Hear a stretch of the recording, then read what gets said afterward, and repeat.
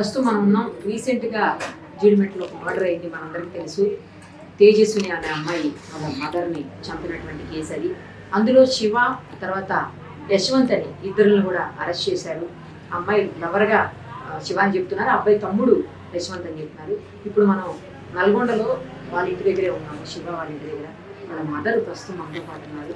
వాళ్ళు చాలా ఆవేదన చెందుతున్నారు, చాలా బాధపడుతున్నారు జరిగిన సంఘటనకు. ఒకసారి ఆమెతో మాట్లాడదాం. అమ్మ, అసలు ఏం జరిగింది, ఎందుకు నీ కొడుకులు అలాంటి పరిస్థితి వచ్చింది? అసలు ఒక్క మాట, శివ వాళ్ళ అత్తయ్య, శివ వాళ్ళ లవర్ ముగ్గురు సార్, నన్ను తిట్టిన ముగ్గురు అక్కడ లవర్స్ ఏం చేసిరో ఎక్కడ ఏం చేసిరో మాకైతే మ్యాటర్ మొత్తం తెలియదు సార్. వాళ్ళ అమ్మకి తెలుసు, వాళ్ళ అమ్మాయికి తెలుసు, మాకైతే మా కొడుకు లవ్ చేసిన మాత్రం అయితే తెలియదు సార్. ఎప్పుడు చెప్పలేమే సార్. ఎవరు నాకు చెప్పలే, ఏ మ్యాటర్ ఏది చెప్పలే. నా ఇంటికి తీసుకొచ్చినాక ఆ లవ్ మ్యారేజ్ తెలియదు, ఆ లవ్ చేసుకుంది గిట్ట తెలియదు సార్.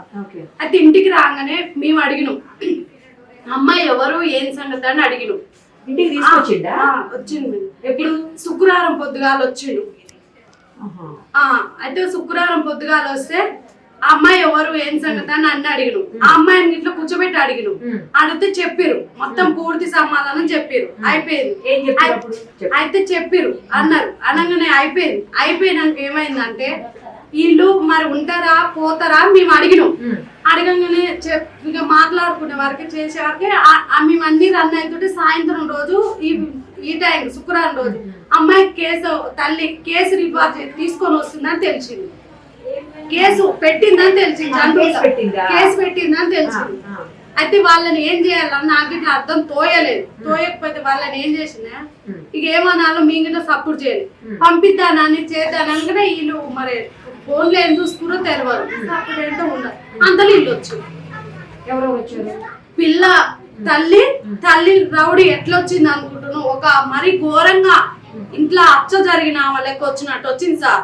నా కొడుకుకి అయితే న్యాయం చేయండి, ఇళ్ళ మాత్రం అయితే ఎల్ల చేసినా పర్వాలేదు, కానీ నేనే కానీ నా కొడుకులనే నాకు న్యాయం చేయండి. నా కొడుకు తప్పు చేస్తే నేను శిక్ష అనుభవించుకుంటా, కానీ ఇళ్ళ రౌడీ లెక్క తీసుకొచ్చి దుర్మార్గ లెక్క చేసిపోయింది అది నా ఇంట్లో.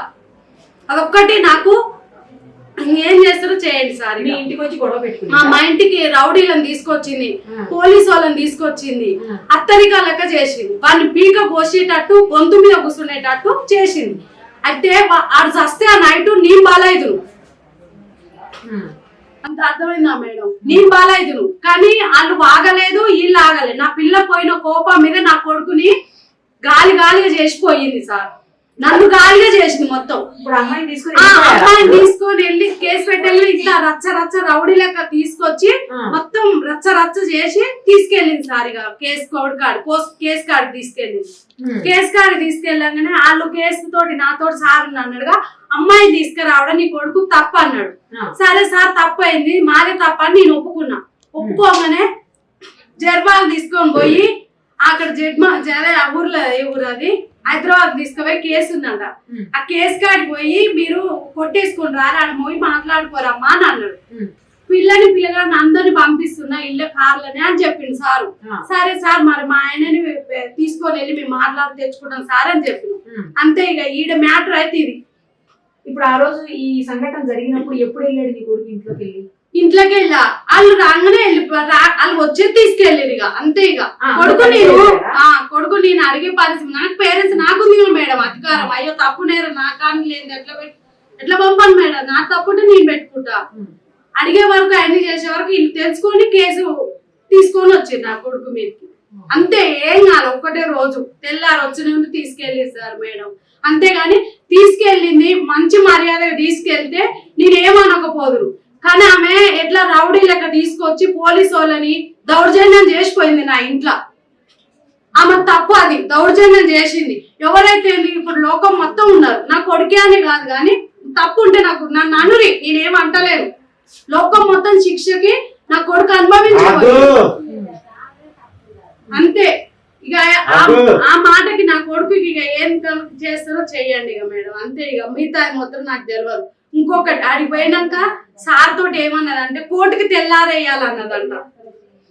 తెల్లార కోర్టుకేసి మాట్లాడండి అని అన్నదంట సారిగా. ఓకే. అంతే ఇక అడిపోయినాక మీరు తెల్లారి పోయినాం పోతే అన్నారు కదా సారు కోర్టుకేసాం మళ్ళీ తెల్లారు రాదన్న. మిగతా సంగతి ఏమైందో తెలియదు కానీ వాళ్ళ దాంట్లో నా కొడుకు బలైపోయింది సార్. నువ్వేమన్నాను కానీ మీరు వెళ్ళారా అమ్మా? మీ అబ్బాయి దగ్గరికి వెళ్ళారా మీరు? వెళ్ళారా? వెళ్ళినప్పుడు ఏమన్నాడు? చెప్పిందా మీకు? మాకు ఏం చెప్పలే మేడం, ఏం చెప్పలే, ఏం చేయలే. కానీ ఈయన టాప్టర్ పెట్టి తీసుకొని పోయినాక మేము అక్కడ పోయినాక సార్ ఏమన్నాడు అంటే తెల్లారి కోర్టుకి వెళ్ళామా నీ కొడుకును అని అన్నాడు. కానీ నా కొడుకు మరి ఏం చేద్దామని అని అంజలి ఏమనుకుందో తెలియదు సార్ ఇక. కానీ 2 రోజుల్లో మాకు మైండ్ పని చేయకుండా చేసి వెళ్ళిపోయింది. సార్ గారికి పోతే మైండ్ పని చేయలేదు. కోర్టుకి వేస్తానంటే నా కొడుకు ఏంటి అనుకారం చేసిండే నేను అనుకున్నా. మళ్ళీ ఇంటికి వచ్చినాక రౌడీలను తీసుకొచ్చి గమకారం దౌర్జన్యం చేసిపోయింది నా ఇంట్లో. కానీ నాకు మైండ్ అప్సెట్ అయిపోయింది సార్. నువ్వేమన్నాను కానీ ముందు నుంచే నాకు మైండ్ పని చేయలేదు. ఇప్పుడు వచ్చి ఇంత ఇప్పుడు మరి మీ కొడుకు వెళ్ళాక ఒకసారి మాట్లాడలేదు సార్. ఇక అంతే ఇక మా కొడుకు నేను తీసుకొచ్చుకున్నాక ఈ మర్డర్ సంగతి అయింది. ఇక ఇల్లు మర్డర్ సంగతి ఇంకొకటి మేడం, అమ్మ తప్పుందో తల్లి తప్పుందో నాకు సంబంధం లేదు సార్. ఇది మాత్రం సంబంధం లేదు. లవ్ ఒక్కటే నాది తప్పు. నా తప్పు ఉంటే మాట్లాడరు కానీ మర్డర్ సంగతి నాకు తప్పలేదు సార్. ఇక వాళ్ళు ఏం చేసుకున్నారో తెలియదు. మర్డర్ సంగతి సారు సూరిటీ సంతకం పెట్టినందుకు వాళ్ళకి ఫోన్ చేయగానే మాకు ఇంటికి వచ్చి చెప్పిండు. మీకు అంతే సార్. అంతే చెప్పారు సార్, వాళ్ళు చెప్పారు అక్కడ ఉన్న వాళ్ళు ఇట్లా అయిందని. ఇక మరి అరెస్ట్ చేసిన తర్వాత మీరు చూసారా? చూడలే. ఇక అదంతా మర్డర్ అయిన కాంచి నా కొడుకుల కాడికి నేను పోలే. ఇక ఇద్దరిని కలవలే అసలు. వాళ్ళ జోలికి వాళ్ళ టీవీలో చూస్తుంటే సెల్లులో చూస్తుంటేనే చూసినాం మేడం. ఇక అంతే ఇక ఏది లేదు పరిస్థితి. కానీ అమ్మాయిని కూడా అదే మొదలు చూడడం, ఆ అమ్మాయిని గిట్ట మొదలు అదే చూడడం. మీ ఇంటికి ఇంతవరకు చూడలే. ఎన్ని రోజులు ఉన్నారు మీ ఇంట్లో? ఒకటే రోజు మేడం. అదే ఏం చెప్పిండు మీ అబ్బాయి? ఏం చెప్పిండు మా అమ్మాయి సాగల. మా అబ్బాయి ఏం చెప్తాడు, అమ్మాయిని అన్ని అడిగిన అడ్రస్లు అన్ని అడిగిన. అబ్బాయి మన అబ్బాయి కాబట్టి అబ్బాయిని అడిగితే ఇట్లా అని చెప్పిండు. చెప్తే నువ్వు సపోర్ట్ చేయలేదు. నా తప్పు కాబట్టి నేను సపోర్ట్ చేస్తాను. ఆ పిల్లని అన్ని అడిగిన. అయ్యో నేను అడగాలి తప్పే ఉంది సార్. అడిగిన మీ అమ్మ ఏం చేస్తుంది, మీ డాడీ ఏం చేస్తాడు, మీ చెల్లి అన్ని అడిగిన. అడిగితే కొన్ని బాధలు చెప్పింది కానీ నాకు అవసరం లేదు. ఆమె అవసరం లేదు, ఆ బాధలు అవసరం లేదు మేడం. కానీ నాది ఓన్లీ ఒకటి, నా కొడుకుది ఏం చేస్తారో చెయ్యండి అంతే. అమ్మా ఇప్పుడు జరిగింది ఏదో జరిగింది, అందులో మీ అబ్బాయి తప్పు చేశాడు ఇట్లా జరిగిందని అయితే నీకు కూడా తెలుసు. ఇప్పుడు తప్పు చేసిన వాళ్ళకి శిక్ష పడాలంటావా వద్దు? తప్పు ఒక లవ్ తప్పు అయితే నన్ను నాతోటి మాట్లాడండి. మర్డర్ సంగతి నా కొడుకుని గుంజకు. ఎందుకంటే తెలియని పిల్లగాళ్ళు వాళ్ళకి తెలియదు. వాళ్ళు మమ్మల్ని ఇంతవరకు లోకంలో పుట్టిన కాంచి ఆ విషయం తెలియదు. ఆ అమ్మాయి నేర్పిందా తల్లి నేర్పిందో మాత్రం అయితే తెలియదు. ఈ మర్డర్ సంగతి నా పిల్లలను గుంజొకరి మీకు దండమన్న పెడతా కానీ ఇట్లాంటి వేషాలు మా పిల్లలకి తెలియదు సార్. ఇది ఒక్క మ్యాటర్ తప్పు అయితే నాది మూసుకొని కూర్చుంటాం అంతే. కాదమ్మా తప్పు చేశారనే కదా ఇప్పుడు అరెస్ట్ చేశారు. తప్పు చేసింది అని అందరు అంటారు కానీ నా కొడుకులో మర్డర్ తప్పు చేయలే. వాళ్ళకి తెలియదు. అది లవ్ ఒక్కటే వాళ్ళ తప్పు అంతే. నీకు అన్నందుకు నాది తప్పు. మీ చిన్న అబ్బాయి ఎందుకు వెళ్ళాడు? చిన్న అబ్బాయి కాదు, పూర్తి సమాధానం నాకైతే తెలియదు మేడం. అది ఆ పిల్ల చేసి ఫస్ట్ ఇంట్లోంచి వెళ్ళేటప్పుడు మీ పెద్ద అబ్బాయి అమ్మాయి వెళ్ళారా? ఇద్దరు అత్త తీసుకొని వెళ్ళింది. అప్పుడు చిన్న అబ్బాయి ఎక్కడ ఉన్నాడు? చిన్న అబ్బాయి అక్కడ జీతం ఉంటాడు హైదరాబాద్ లో. ఒక ఆయన పని చేసుకుని మేము పని చేసుకుని బతికేటోళ్ళం. మా కూలినాలి పని. నాకు అమ్మ అయ్య సంపాదించింది ఎవ్వరు లేరు. నేను గౌరవాల బిడ్డని గౌరవంగా నన్ను సాది నా పిల్లల్ని ఇంటి కాదు. కానీ మాటలు మాత్రం అయితే మాకు తెలియదు మేడం.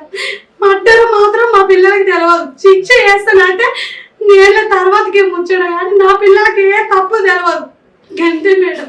చిన్నోడిని ఎట్లా వచ్చాడు అక్కడ? చిన్న అబ్బాయి అన్న కనీసం ఏమన్నా మాట్లాడా ఫోన్? కానీ మాత్రం మాకు ఏం చెప్పలే మేడం. చిన్న అబ్బాయి కన్నా కాల్ చేశారు ఇట్లా జరిగిందన్న?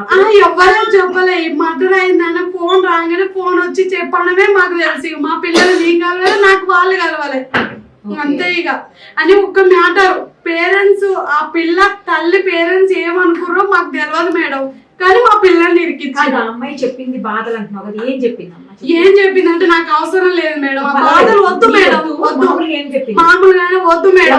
ఆ బాధలు ఎవరి గురించి నాకు వద్దు మేడం. ఆ మ్యాటర్ వద్దు, నాకు ఆ వెళ్ళి వద్దు. కానీ నా ఒక్కటి న్యాయం చేయండి అంతే. నాకు వద్దు, ఏ లొల్లి వద్దు. నేను ఒక్కడి పోయి 4 దెబ్బ తిన్నా తెలుసా మేడం. వద్దు అలా ఏమన్నా చేసుకొని కానీ నా వల్ల.